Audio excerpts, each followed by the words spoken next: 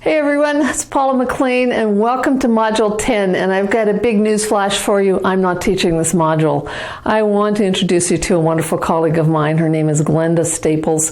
She has 27 years as a college instructor. She's an accredited life skills coach. She's trained in the areas of Myers-Briggs type inventory, true colors. She's a trained mediator and has experience in the whole area of restorative justice. So she has a ton of experience and a ton of expertise to bring to this topic called stress management. And this is not an area of expertise of mine, so that's why I've handed this off to Glenda. I hope that you have a really fun time with her. I know you'll enjoy the exercises that she has for you and the content. And at the end of Module 10, you'll actually see her contact information. So if you have clarification or additional information, or if you want her to come and do a session in your own organization, you'll be able to touch base with her via the contact information at the end of the module. So welcome to Module 10 and have a ton of fun, and I'll look forward to you seeing you again in another module. Take care. Bye.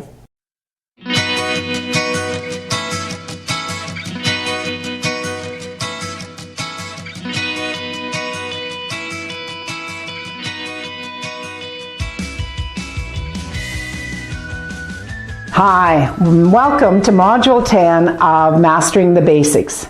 My name is Glenda Staples, not Paula MacLean, and I'm here today with you to talk about stress and how it is that we manage stress. Statistics Canada tells us that 1 in 4 people suffer from extreme stress on a daily basis. 1 in 4 people identify their lives daily to be extreme stress. 85% of employers in Canada talk about the number one concern in the workplace as being stress. Those are stressful stats. Those are concerning. And so what is it about our culture and about the society that we live in that is causing people to live with those levels of stress? I've worked in the field of stress and stress management for the past 30 years. And I always say when it comes to stress, there's good news and there's bad news. The good news is we're in control of our stress. The bad news is we're in control of our stress. That means there's no magic wand, there's no fairy godmother that's going to come along with some pixie dust, sprinkle it on us, remove all our stress, and leave us to live our life in total bliss. It's just not going to happen. That's the bad news. We are in control of our stress, and so in that we have responsibility to understand it and be able to deal and manage it. I certainly appreciate the fact that different times in life and at different situations arrive that are very stressful, and there's no avoiding those, there's no getting around them. We all experience them. It's what we do with those times that's going to make the difference in our quality of life and how we're able to manage and continue on and be effective in our day-to-day being. So we're going to take a look at stress and the different things that we can do around that, go through some pointers, and hopefully by the end of the module you'll have some concrete ideas that you can take away and implement into your life, or the tools at least in your toolkit, so when you need them you're going to be able to pull them out and use them to manage your stress more effectively. So you're not in that 1 of 4 people in Canada that are experiencing that extreme stress. So, stress. Hans Selye, a physician from the 1930s, originally coined the term stress. And he defined stress as the nonspecific response of the body to any demand. When you look at that definition, it's pretty neutral. It's not negative, it's not positive. It's just a nonspecific response of the body to any demand. So, stress in and of itself is not bad. It's not something we need to run from or hide from. It's just something that we need to be able to manage.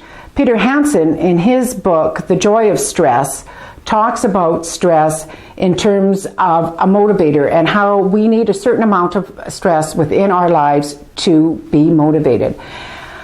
And if you look at the slide here, you can see that across the bottom, if we look at stress from 0 to 100, and our stress can be at 0 or kind of that maximum level of 100, and that's on the vertical line, on the horizontal line. On the vertical line, we have our performance, and we go again from 0 to 100 on performance. And 0 being where we're not performing, 100 where, of course, we're performing very effectively or at our peak performance. You can see the bell-shaped curve on there, and in quadrant 1, you can see that when we have no stress, when we have no motivation, we have no performance. And we need to have some of that stress in order to have the motivation. A classic example of that was a student I had years ago, and delightful young gentleman, but he was the classic basement child. He lived in his parents' basement. He had all the bells and whistles and good things and vehicles and money and had a cigarette habit. It was all provided to him by his parents. He was in the class, great kid. Some days he'd come late, some days he'd leave early, some days he'd come late and leave early, some days he didn't show up at all. So obviously the course wasn't being very effective. It's hard to learn things when you're not there. And so having concerns with that, we set up a meeting with the parents, with the student, and discussed what the issue was. And in those discussions, one of the things I said is, my concern is he doesn't have enough stress.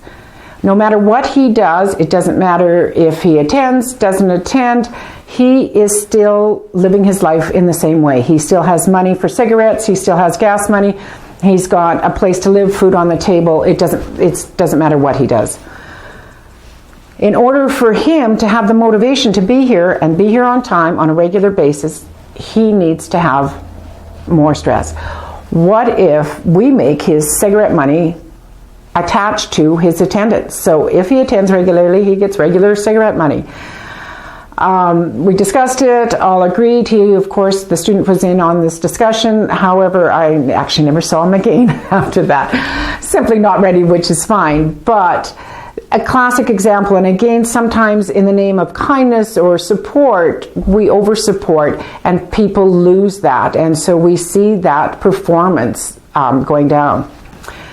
So recognizing that a bit of stress, a kick in the butt sometimes, isn't the worst thing. When we go from module or quadrant 1, and then you can see in quadrant 2, our stress level is going up a certain amount, and as it's going up, so is our performance. And quadrant 2 is really where we want to be working most of the time. It's where we're energized, we're engaged, we're enthusiastic about life. We have that energy to keep us going, and like I said, just enthusiastic about what's going on. Our stress level is at the primary spot for us to have our peak performances. Once we move past that critical line, once our stress level moves beyond that, as you can see the critical line there, we go into quadrant 3. And in quadrant 3, we are still effective. We're still able to perform, and it looks very much like quadrant 2.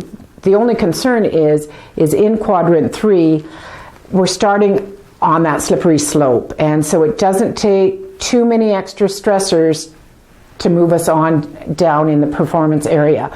So, we're coming home from work one evening, we're maybe a bit tired, we get rear-ended, our car has to go into the shop and get fixed, and so we're without a vehicle for the rest of the week. Get up the next day and get in the shower and realize we have our cell phone sitting on the edge of the tub, and now we no longer have the cell phone. Just a number of little things, and pretty soon now we're overwhelmed and our performance is being affected. Of course, module 4 or quadrant 4 is where our stress level is now so high, our performance is definitely being affected. In fact, this is where we can get to the total burnout type of stage, where we are no longer able to function.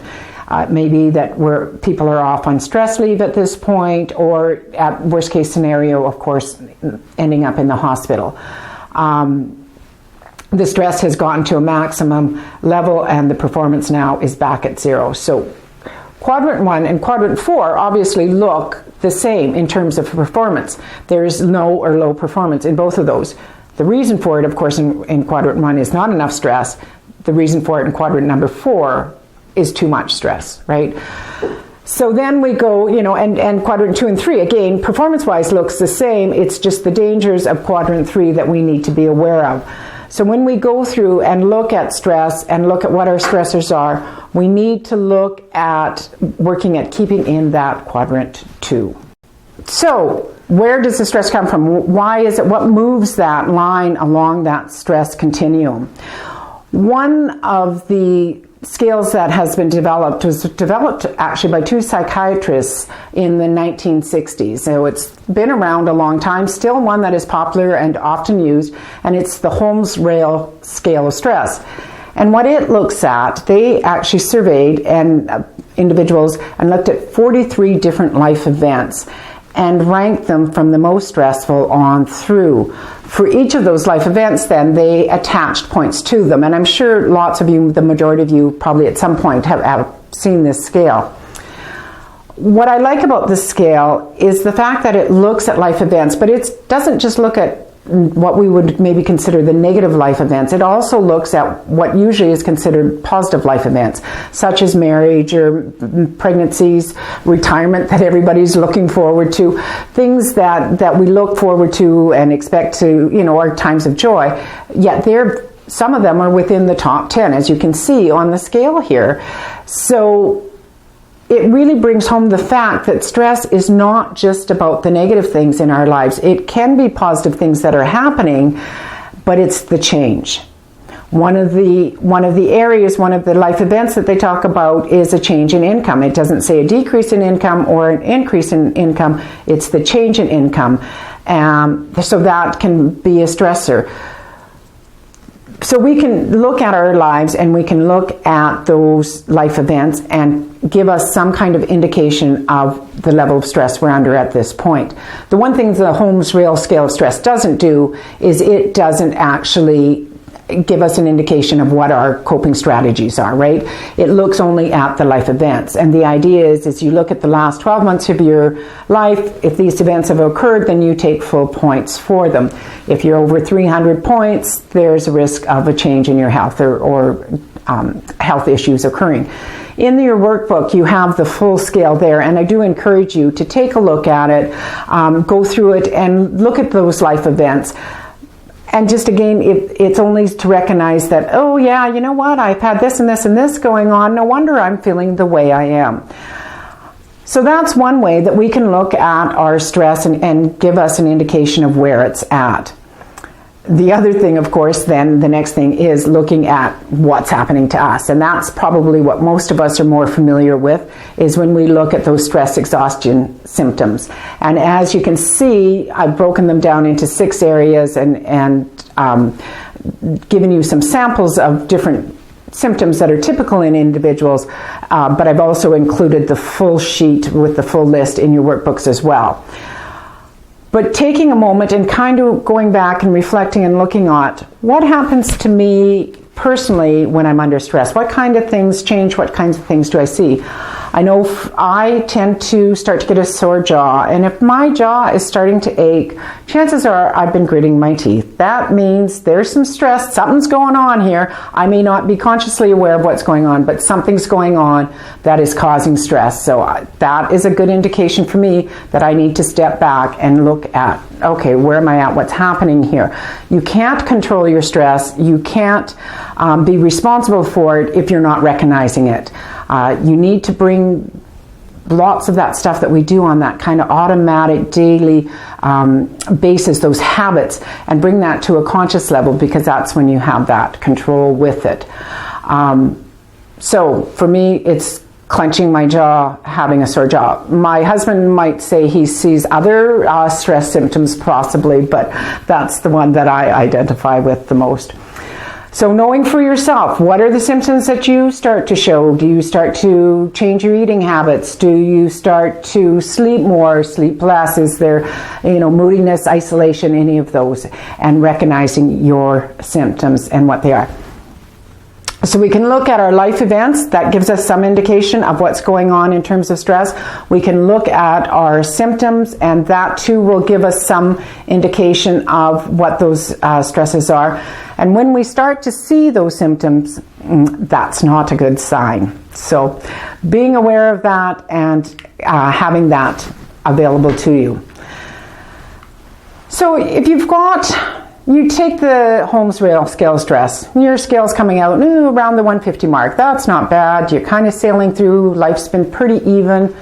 You look at your stress symptoms and you're going, ooh, wow, I'm seeing like 10, 15 of these. I've got lots of stress symptoms going on.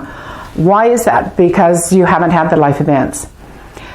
There is another thing that can be occurring, and it's what's sometimes referred to as being nibbled to death by ducks, or just the daily hassles, right? So if our stress level is here, this is par, we're in quadrant 2, we're feeling good, we're energized, all of that, we get up in the morning and this is where we're at, right? We've had a good night's sleep. And we get out of bed and we get in the shower and somebody showered before us and used all the hot water. Thank you very much. So we have that cold shower, causes a bit of frustration and some stress. And then we, get through that and we get out and the child comes into the kitchen and says, oh, by the way, I'm supposed to have snack today for school. There's 33 kids in my class. I forgot to tell you, sorry. And then we, go to race out the door and the keys are not where they're supposed to be because somebody else drove the vehicle last night. We get to work and there's a meeting and we're not prepped for it and we're running behind, and throughout the day we have those stressors and it just builds and builds and builds.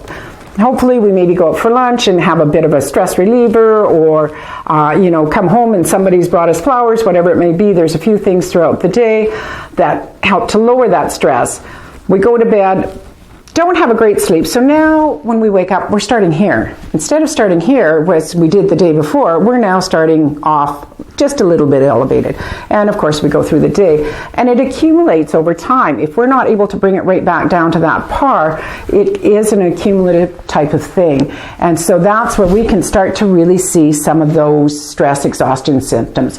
May not be that we're having the major life things, but it's the day-to-day hassles that are affecting our stress levels and causing it to build. So regardless of where that's coming from, whether it's the major life experiences or whether it's the nibbled to death by ducks, we need to take a look at that. How do we know when we're in trouble? When we're not performing, when we know that it's taking more energy and we're not performing in the way that we are used to, and when we're having those stress exhaustion symptoms. And then stepping back and saying, what would change this? Would adding one more responsibility or activity in my life, am I in quadrant 1, would adding more increase my energy or decrease it? So am I in quadrant 1 or am I in quadrant 3 or 4? Most of you are working in not-for-profit, you're in a leadership role. I'm guessing not a lot of you are in quadrant 1. That's more than likely what we're dealing with is issues around that quadrant 3 and quadrant 4 where we've crossed over the critical line and the stress levels are high. So what is it that we can do about that? When we're looking at that and stress management, we have 4 options. Basically, it's quite simple. We've got 4 options of what it is that we can do about it. We can change the environment. We can change our reaction. We can change our coping strategies, or we can change a combination of all 4 or all 3 of those. So, changing the environment. When we're looking at changing the environment, we need to look at what is our source of stress, because really that's what we're doing, right? We're dealing with what our stressors, what causes us stress. Going to that point and actually dealing with it so it no longer is a stressor for us.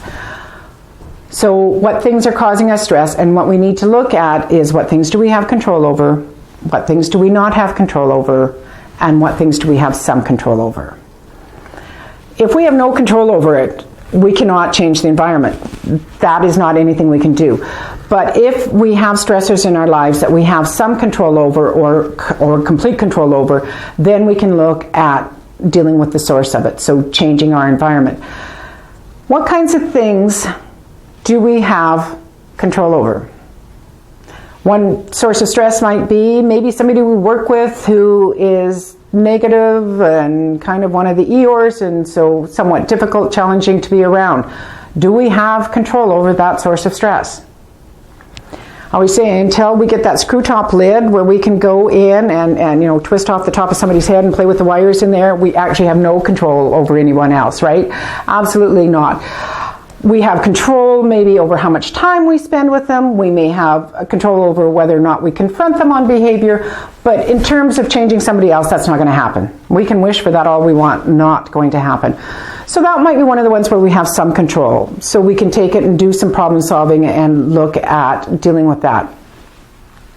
If we're going to deal with changing the environment, we need to look at the problem solving model.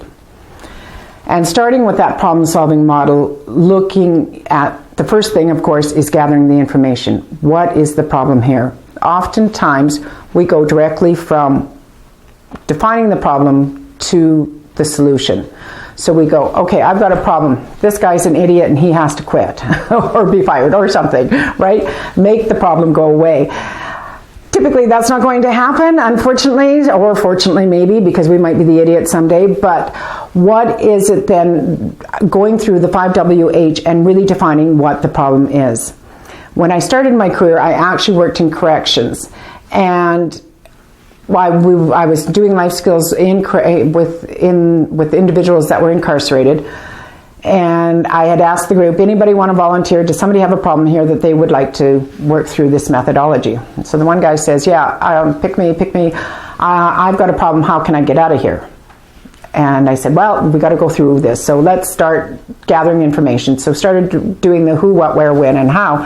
And when we started gathering that information and looking at it, it was interesting because he would be incarcerated. Usually he would come in about January or February, be in for 3 or 4 months, not a really long period of time, and then out for the rest of the year. And this was a cycle that had gone on for three years, I think it was at least. And so, and this was years and years ago, when we went through and, looking at who and what and where and when and how, it turned out that he was writing checks that he knew he couldn't cover, that he didn't have the money in the bank to actually make those checks good. But he would write those checks at Woolworths, this was a long time ago, to buy presents for his family. And his need to buy presents and be that guy in their eyes was so important that he would risk going to jail just to do that. So as we were going through it, really what it came down to, it wasn't getting out of there. It was in what way could he deal with his self-worth issues so that he wasn't going to put himself at risk of reoffending, really. So we went through and looked at, that whole question of self-worth and went on and whatever. I didn't continue in corrections. I moved out of that area, probably within that year.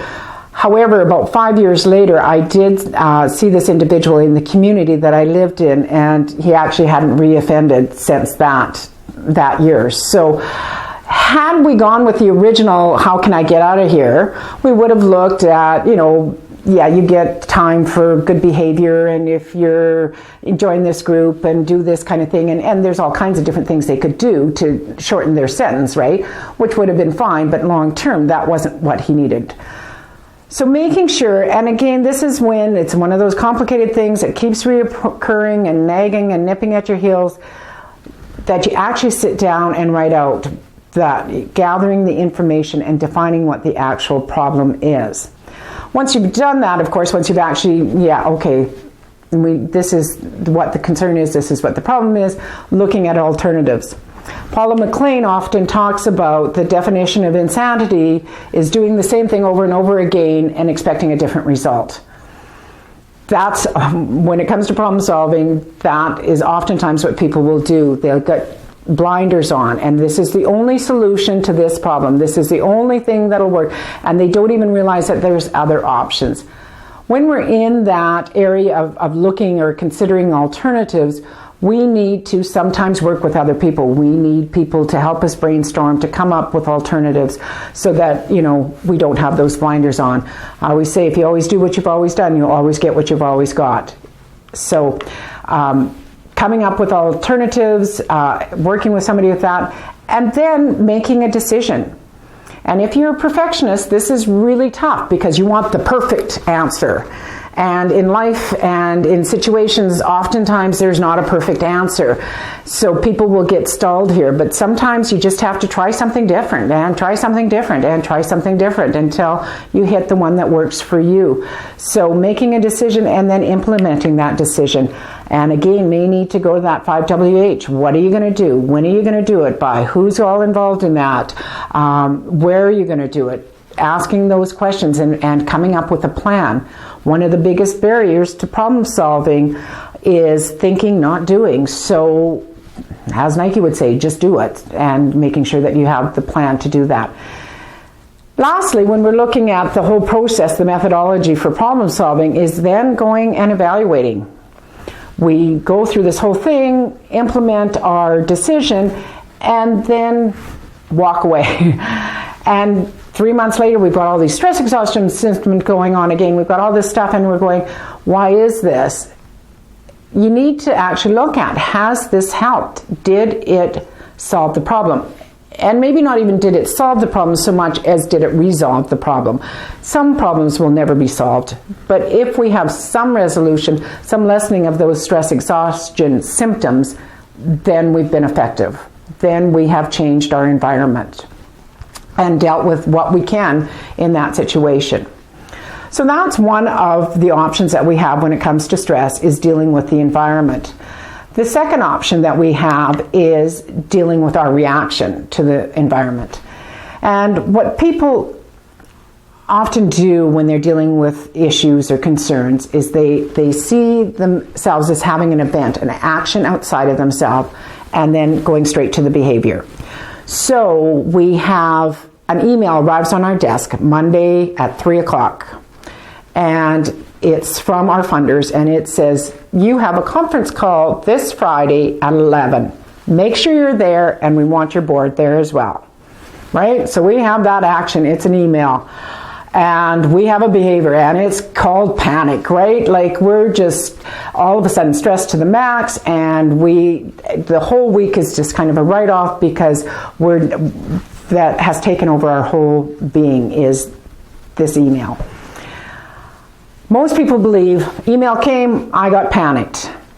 In actual fact, what it is there is A, the action or event outside of ourselves, B, which is the belief system that we put in there, and then C, the behavior, the feelings and behaviors that come as a result of the belief system, not as a result of the action.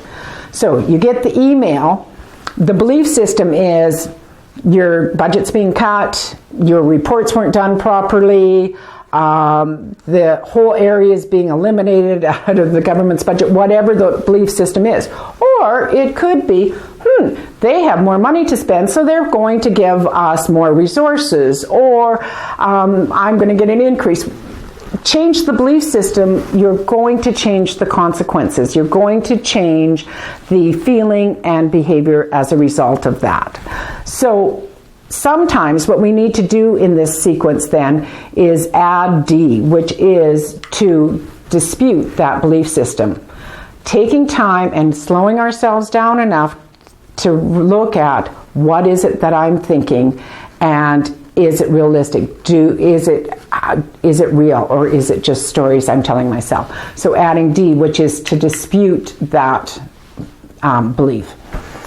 Albert Ellis is a psychologist that has done extensive work in this area, and he says basically in that belief system there's three irrational ones that we can have. One is, I should be different than I am. Second one is, he, she, they, it should be different than they are. And the third one is, life should be different than it is. That's irrational. I cannot be different than I am at this precise moment in time. I can change next week, next month, next year, but at this precise moment in time, I can only be who I am. He, she, they, it should be different than they are is irrational. Again, they can change next year, next month, next week, whatever, but right now, they can only be who they are. And life should be different than it is. We should have different leadership in our world. That is irrational. Unfortunately, that it is what it is, and it may change eventually, but to think that it should be different than it is irrational. And sometimes we can spend lots of energy and lots of time on those thinking, and it takes us absolutely nowhere other than more stress. I often think of this as, a situation where you go into a meeting and you're had lots going on and you're kind of not focused completely, and you get into that meeting and things are going along fine, and all of a sudden somebody throws a question at you and you stumble and you don't know the answer, and you're not handling it very well, and whatever, day goes on, you leave the meeting and you're driving home that night and you're going, I should have been better prepared for that meeting. I knew that they were going to have questions and I should have been better than I was. And by the way, who is he to ask me that question? That was a stupid question anyway. And I think he was just setting me up. I think he did that on purpose, right? Like, why would he do that? He's after my job. I know it. And besides that, we shouldn't even have to think about those questions. We should have more funding. The government should recognize that this area, and I think of it as a hamster in a wheel. And the faster the hamster goes, the faster the wheel goes, and pretty soon it's just spinning around, and we're going full speed, right? Not doing anything any good any place. One of the techniques for dealing with that hamster in the wheel that we can use is actually called the stop technique, and that's where we actually yell, stop! Because what we want to do is stop that thought process. It's physiologically impossible for us to have two thoughts at the same time. It seems like we do sometimes because we move back and forth really quickly, but physiologically we cannot have two thoughts at the same time. So what we need to do is we need to stop that thought process and then have something to put in there. If we don't have something to put into that thought processing, of course, it's just going to flow right back to what it was that we were thinking about. So what I have for you is I have an exercise that I'm going to have you do next. And what the exercise is I'm going to have you list 20 things that give you joy. So taking a piece of paper, and I want you to write down on it 20 things that give you joy. And you can see I've given you some of mine, or music, reading, cooking. Don't copy them. Find your own, because this, of course, is very individual. But whatever it is, whether it's traveling or gardening or camping, different things, 20 different things that give you joy. And if you've got some time and others with you as you're watching this video, sharing those, because sometimes you come up with better ideas. Sometimes we can copy a little bit. So looking at 20 things that give you joy, I want you to spend some time, come up with those. Then I want you to identify one of those things that give you joy and do a mind map with it. So whatever it is, and again with mine, I took the camping, and as you can see, when we're doing mind maps, all we're doing is taking branches or main themes, branching them out, and then adding detail around each of those main themes. So I've given you an example of mine. You can use whatever works for you. Or if you're not into mind mapping and you just want to write about it and put as much detail, just a narrative, when you're doing the mind map or the free writing on the topic that gives you joy, I want you to time somebody to have a timer doing 3 to 5 minutes, whatever you've got available to you, and quietly, so each individual is working on this exercise individually. So 3 minutes or 5 minutes, setting a timer, somebody setting their phone, and spending the time and putting in as much detail around that particular activity that gives you joy. So you can turn off the camera when you're ready, the video, and start working on this exercise, and I will see you in about 10 minutes.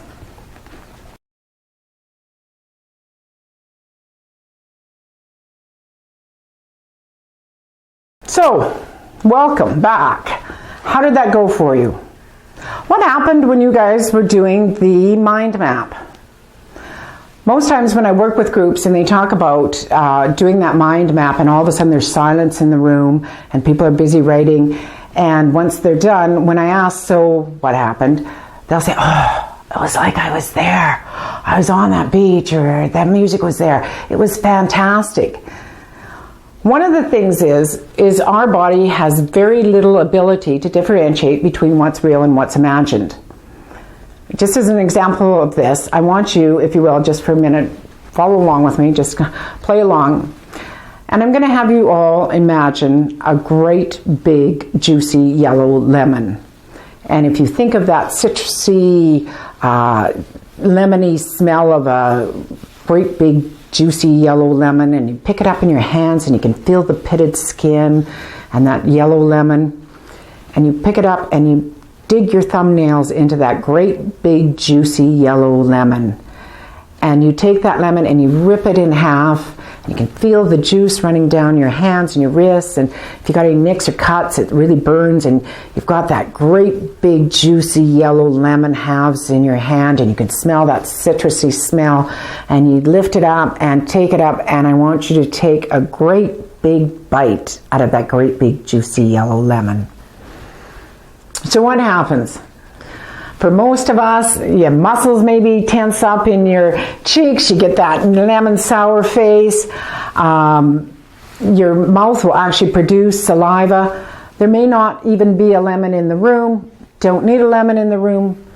Your body acts as if you're eating a lemon, even though there isn't a lemon there. It doesn't know the difference. It produces saliva, it tightens muscles, it does all of that.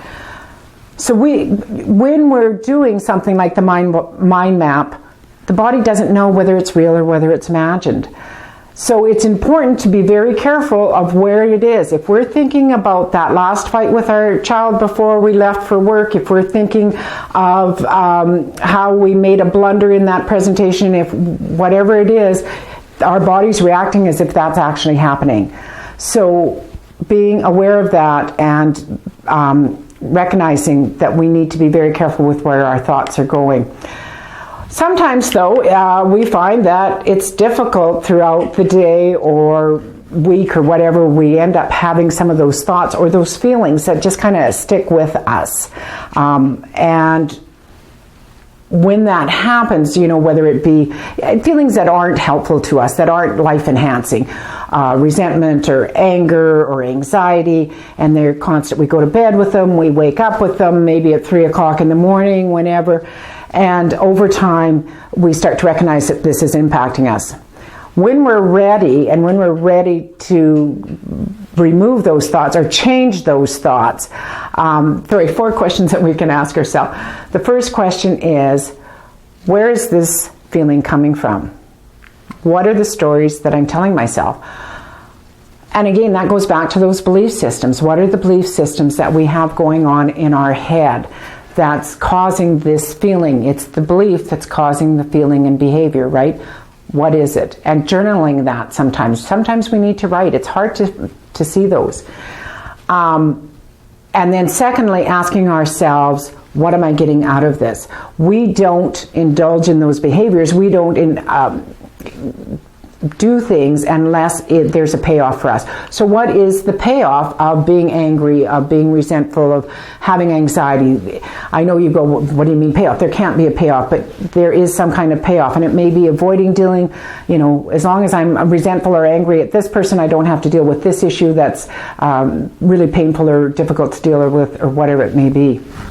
The third question then is, how long am I going to keep it? That says you have control.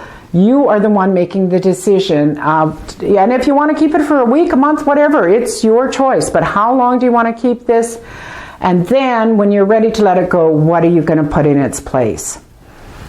Again, I was prepping to do the video, hadn't done a lot of stuff with camera stuff, and my husband didn't know how to chew, right?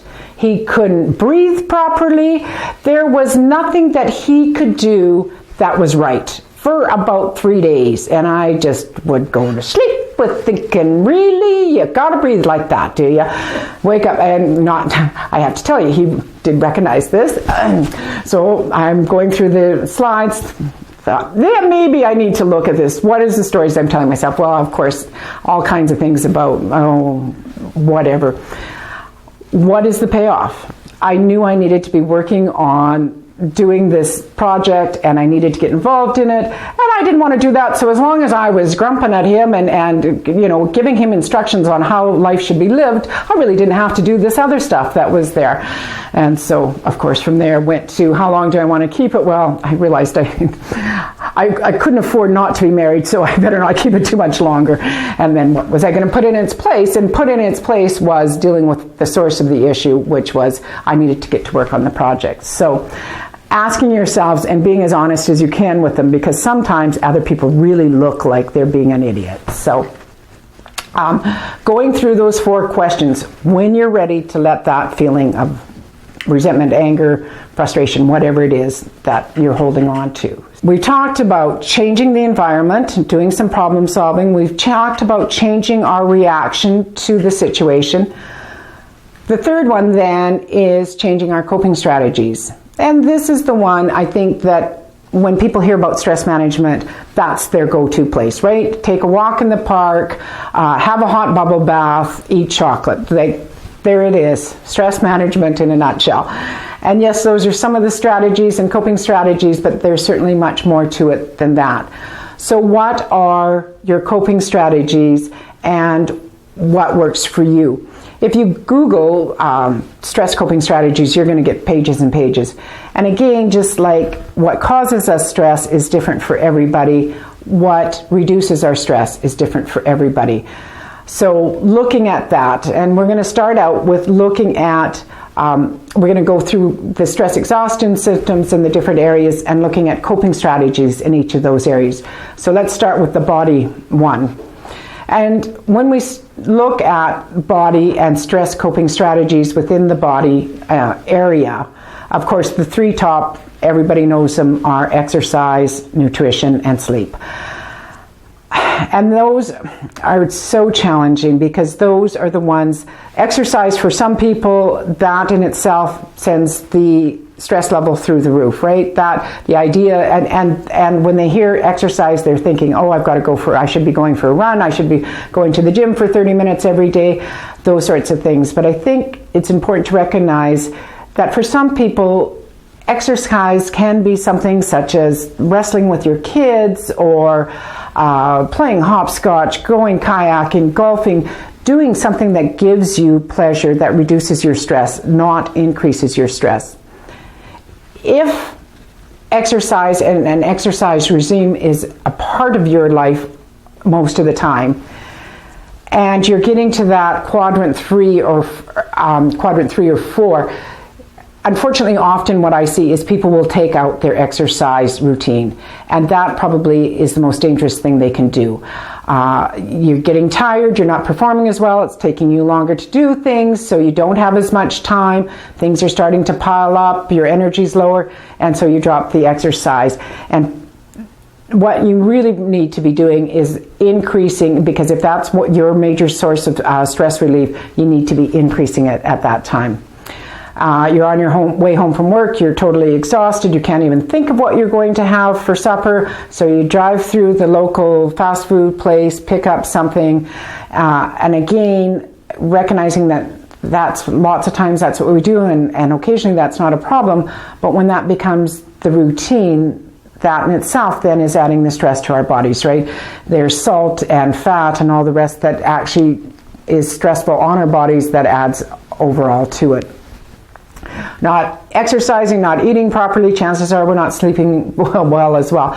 So when you look at that accumulative thing, and sleep being one of our big ones to bring it down, if we can't even get that in there, then we're really at risk of going into that quadrant 4 quickly. So when we're looking at the body, recognizing and just keeping that in mind, again, this is just bringing it up into the conscious level. So that's in terms of the body and dealing with the body, and some coping strategies, again, there's hundreds of them. Going to the next slide though, or going to the next area, we're going to look then at the emotional and what are the coping strategies that we can implement in this area. One of the big ones sometimes is just simply surrender. And what I mean by that is sometimes life is just hard and you just need to accept that. Again, working in corrections. Corrections was fascinating. I was 22, 23 years old, and I learned more from any of that than I think they ever learned from me. But I had one individual when I was working in corrections, and I was taking a class, and I was in the midst of exams, and of course working full time, and I just stressed, and I came to work and obviously showed the stress, and this person said to me, he said, "Oh, Glenda, what's wrong with you? How come you look really stressed or really upset?" And of course, I'm the life skills coach, so like I got to look after him. I'm there to do that, not have him. So I'm going, oh, nothing, I'm fine, just let's carry on. And so he says, well, I don't know what it is, Glenda, but whatever it is, one thing I've learned in life is if you breathe in and you breathe out, if you breathe in and you breathe out, you can live through anything. Now, this is an individual that was doing life on 2 minus a day. So he was a repeat offender, constantly in there. It was the wisest piece of wisdom I think I've received in my life. There are times when life has just gone crazy and we've got lots going on, and we just need to accept that and breathe in and out, and we'll get through whatever that particular time is. Other ones are, of course, laughter, and laughter changes all that body chemistry and does the good things. So whether it's movies or friends that you have that make you laugh, whether it's, on the internet and you're listening to laughter tapes or fart tapes, whatever works for you, but things that make you laugh, and giving yourself time to do that. The gratitude lists, of course, Oprah's promoted that constantly. We hear lots about it, but of course what it's doing is that that hamster can't be going when we're focused on what's good in our lives versus what's bad or negative in our lives. So really that's what a gratitude list does, is it just takes us to that good place. And then just accepting and nurturing yourself, just being kind to yourself and recognizing that you need to get through this, and allowing yourself, giving you permission to do that. So in the emotional area, those are some ideas. There's lots of other ones as well, again, that you can come up with. Another area, as you can see on the slide, is with the mind. And so if we've got lots of the mind type of stress exhaustion symptoms going on, maybe that's an area where we need to focus our strategies for coping a little bit more. One of the ones that in this area that I really like is having a hobby. And preferably a hobby you like. Having a hobby you don't like doesn't really usually work that well for stress relief. But having a hobby that takes you into the zone, where you're in the flow. You look at the clock and it's 1 o'clock, the next time you turn around and it's 4 o'clock. So that type of thing where you completely lose yourself. You're not thinking about that report that's due next week. You're not thinking about those bills that are sitting on the kitchen table. You're not thinking about that child that isn't making the marks you think he should be making. You're just in the zone. And that gives your body a chance to relax as well as your mind. So having a hobby, taking time for yourself. And this can mean learning to say no, which is interesting that people have such difficulty with it, because if you have ever been around a toddler, the first word that comes out of their mouth, maybe mom and dad first, but the first other word beyond that is usually no. And yet we have such difficult time saying it. But when we know that we don't have the resources, the internal resources to do it, or that it's going to drain us, we need to be careful with that and give ourselves permission to say no. No, I'm not sitting on that board. No, I can't volunteer for that. No, I can't look after your children this weekend. No, I can't finish that project for you. And learning to say no. And the other part of that, though, too, sometimes is learning to say yes. When people come to us and say, is there anything I can do to help? And being able to accept that. I think sometimes that we see that as being vulnerable, or maybe a bit of a loss of control or something, because it says that I need you. We need to, again, recognize that in order to manage our stress, in order to take care of ourselves, we need to allow other people to help us at times. We help people throughout our lives. All of us are helpers, and we're used to the helping, and that feels good. Allowing other people to have that good feeling as well when they help us. And then the last one on this slide is that minimized stimulation. This isn't the time to be making decisions. When you're in quadrant 3, you're in quadrant 4, not the time to be making decisions, starting a new course, getting involved in a whole bunch of activities. You need to minimize your stimulation at this point. The next area, the next slide, as you can see, that we're going to look at then is the spiritual area. And recognizing that we are all spiritual beings in whatever way you want to define that. Not necessarily in the traditional religious way, but just in terms of belonging to something bigger than ourselves. And so it may be that mindfulness is very much a spiritual type of thing, relaxation skills, whatever you want to call it. Again, something that's really popular right now within the media. They do say that if you can do 20 minutes a day, it's not a lot of time, but 20 minutes a day of mindfulness or relaxation, if you live in a high stress situation, it can add as much as 5 years on to your life. So it really has a huge impact. They're showing studies about it developing the frontal cortex and the changes that actually happen within the brain chemistry just by taking that time and doing some mindfulness relaxation skills. Prayer, yoga, qigong, any of those things that keep you focused, keep you centered, are part of that spiritual area. And of course, nature. And they talk about it as green time and taking green breaks, and that it's more and more they're showing how people are needing to do that, to actually have time out in nature. And it's called taking green breaks and having that time. So whatever it is that feeds your soul, but recognizing that that is an area as well of who we are. We're all of those things. The next slide then is, of course, the professional life, our work life. This is identified when they look at stressors. This has actually been identified as the number one source of stress. And that seems to have really grown, I would say, within the last decade or so. Part of that probably is related to technology, and I'm sure all of you are aware of that. 10, 15, 20 years ago, you left work at 4:30, 5 o'clock, whatever time it was that you left. You closed the door, you didn't hear about it again. You might have thought about it once in a while, but you didn't hear anything until you went back through that door the next morning at 8:30. Today, when you leave the office, when you leave your building, you take your whole work with you in terms of your phone, or most of you do. And all it takes is that phone to buzz once in the evening, and like that, you're back at work. And you say, well, I just quickly got to reply to this email, just got to deal. And if it's 2 minutes and reply to the email, that's great. However, then you go, oh, shoot, that reminded me of something else. And pretty soon, you are now actually back at work. You're sitting on your couch in your living room, and you're at work. Being able to unplug, however you can make that happen, whether it's going on a holiday where you're off grid, whether it's making arrangements or agreement with your work people, whether it's dropping your phone in the toilet, but making sure that you give yourself permission to unplug at some point. And it's unplugging not even just in a work sense either, but also sometimes unplugging from the rest of it, the social media, the YouTube, and engaging more in our life and the people around us.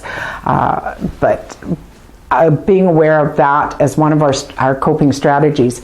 Taking vacation days is on this slide, as you can see, one of the points. Take that time and give ourselves time to decompress. And then the last one, of course, is setting the priorities. Knowing what our priorities are, our priorities at work and our priorities in life, and making sure that what our priorities are is where we're spending our time. When those two things are out of sync, we're in stress. We need to be able to stay congruent with ourselves, with what our belief systems are. What we say is important is where I'm actually spending my time. So being clear on what those are, and then making sure that's where you're spending the time. And the last one then, the last slide that we have in terms of stress coping strategies deal with relationships. One of the longest studies, actually psychological studies still going on, is being done out of Harvard, and it's been going on for 70 years now. And they started with studying young males in Boston, about 16 to 19 years of age. And this study has been handed off to different professors or different individuals for over the 70 years, obviously. And what it was is tracking people and what their quality of life is. Consistently, what they're finding is that at 50 years old, depending what people's relationships were with other people was the biggest indicator of what their health would be at 80 and 85 years old. Relationships and having close relationships are critical. So when we look at stress coping strategies in terms of relationships, the same thing applies.